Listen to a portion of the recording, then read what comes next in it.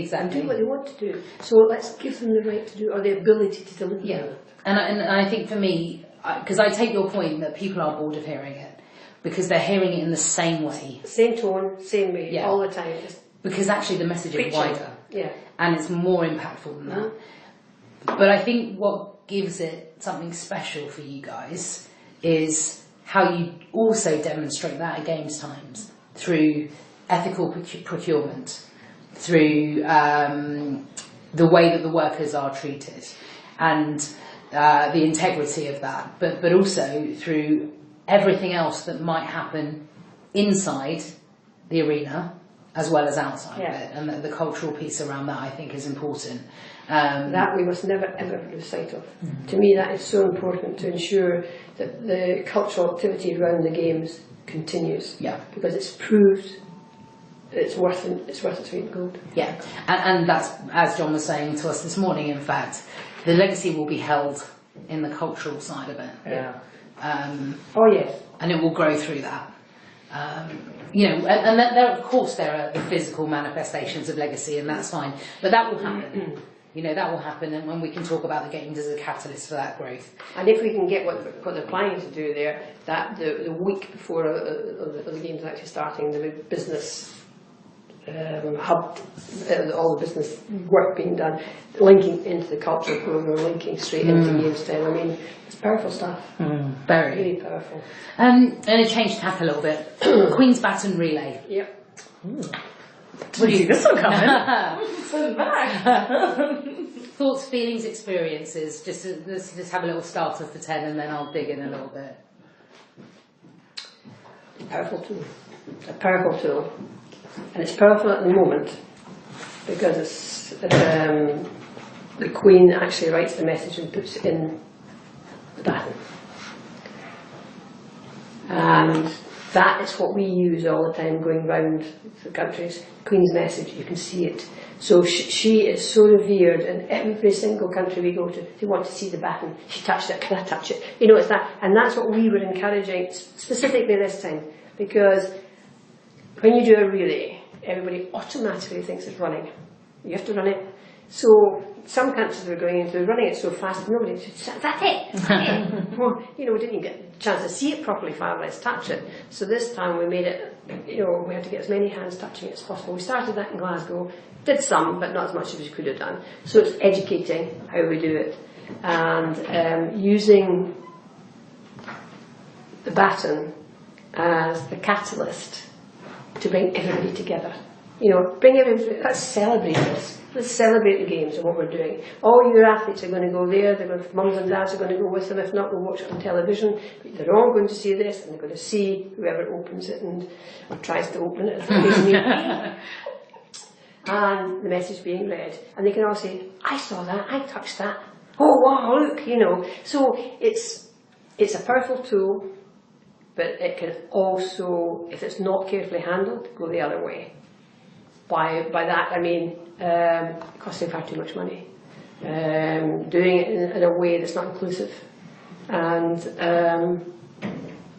only those and such as those get to be with you. All of that sort of stuff, you know. So, are there any examples of its use that you feel have been the most powerful that you've seen or heard of?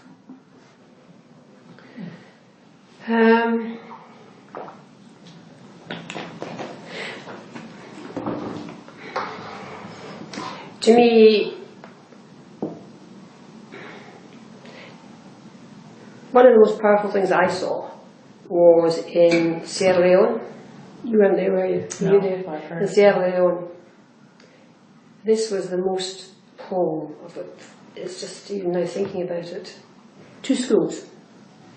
Every single child touched that baton. Every single one of them were dressed in a Sunday best. Full school uniform, the lot.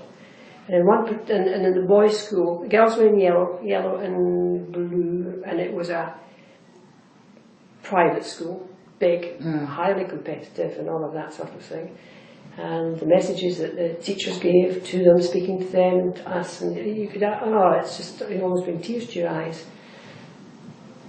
But going to see the boys, and you walk down and you go, crikey, what the hell is this? the sea of red. The sea of red. 4,000 boys in that school, all lined up, road wide, you know, right all the way up, meandering right up to the top. The school's on a hill. Baton was taken right through, and it opened as it was going through. So we got to the top, and then it followed. Everybody closed in and followed it up, and then they all got round and talked to them and tell them what it was about, and the reverence that they had for it, but the feeling of joy that they were actually part of it. And that hit home. It hit home like nothing on earth. And I've never seen anything like that before. But a lot of thought had gone into it by the school. But it wasn't done in such a way that was derogatory. It was revered, and they respected it. And then when the head boy spoke about it, it was a message from the Queen that did this. I'm Mama from England, you know. And it was the same in the girls' school. Some of the other schools weren't allowed to do something like that. They were all different, don't get me wrong. But to me, and that got me thinking about the baton. I've been told that it won't work. Because to me, 3 days of having a baton in your country, it's a lot of money it costs you. Road closure and all this sort of thing. So I'm saying to them, well, why do we have to do it like that? Why can't we do something completely different, i.e. get all the kids together? You know, you've got your main cities, right? So if you're going to have it for say, 2 or 3 days, morning in one school, morning in another, in one area, take all the kids into the biggest playground you've got, and let everybody touch it and see it, you know. No, you can't do that, because everybody wants to run it and see it. That's a bit... What are we trying to do with this? You know, so there is no right and wrong answer. We let the CGAs decide themselves, but it's trying to encourage them to let as many people as possible touch it and showcase it, and to see this red.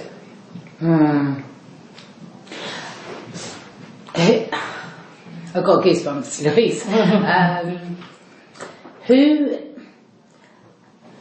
I'm trying to think about it commercially as well, because I can see the power and the value of it, and I can see the fear that comes with the cost of it, and how do we realise the power and potential without people thinking it has to make money? Right? You don't think it has to make money. No. Sorry, no, without thinking it's going to cost money. Yeah. Well, the thing is, who's going to pay for it, right? Yeah. Well, the only time we've ever had a sponsor for it was Cadbury's in 2002 in Manchester. Oh, interesting. I didn't know that. Yeah, Cadbury's chocolates. They sponsored it. They sponsored the baton. Then that was before it went around the world. You know, 2002, because it was 2006 when we first went round the world. That's interesting. Because I was thinking about one of the key things we're obviously doing is understanding what we can add into the CGF partnerships pot that allows us to take advantage of the current zeitgeist around purpose-led sponsorship. And I think this is going to be a crucial part of that. If it was possible, I would never say no to a sponsor for this. Never in a month of Sundays. As long as it's in the right frame and following the same values that we have. And Cadbury's did it in such a way that, yes, it was chocolates and things like this,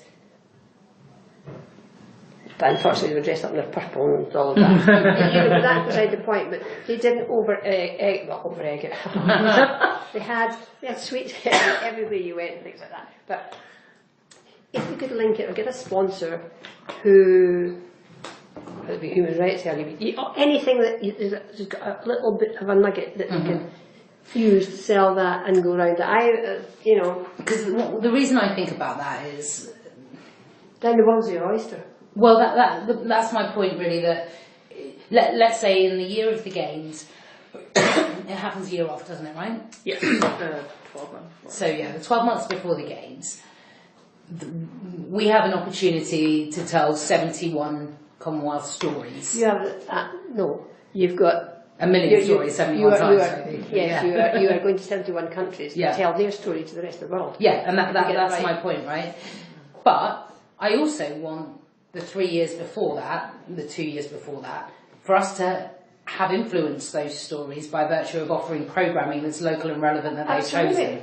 So I think actually what we're looking